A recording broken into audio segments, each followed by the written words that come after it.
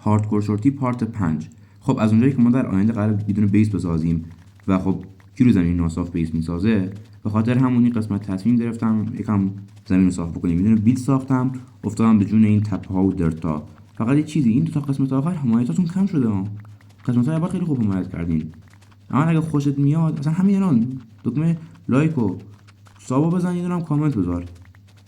هیچ دیگه، یکم زمین رو صاف کردم. اینجا بیلم شکست، رفتم یه دونه دیگه بیل آوردم، ادامه دادم. از هر جایی که فکرشو بکنیم دیدم آقا خیلی داره تکراری میشه.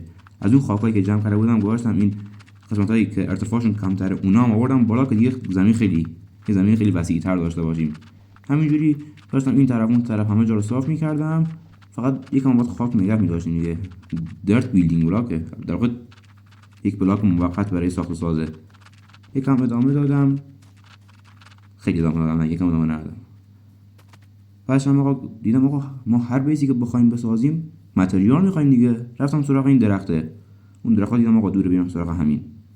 رفتم سراغ کندنش. با خدا کندن این درختا یکی از بدترین عذاب‌های بازیه.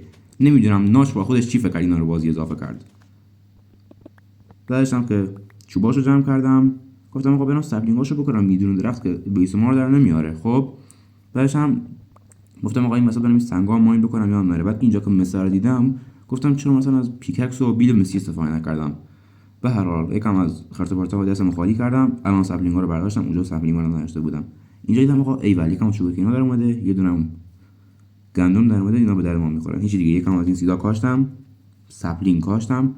بعدش اومدم اینجا آقا دیدم این تیکم به در نمیخوره، اینا باید خوش بشه. البته الان درت نداشتم.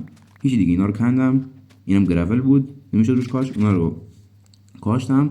این وسط میام رفته بود صاف بکنم. پشم گوسفندا رو زدم، دوباره خالی کردم وسایل اضافه رو، سپلینگا رو برداشتم، سپلینگا رو در ادامه چیدم. گفتم آقا دیگه شبه، بریم بخوابیم. نه شب نبود، رکب خوردیم.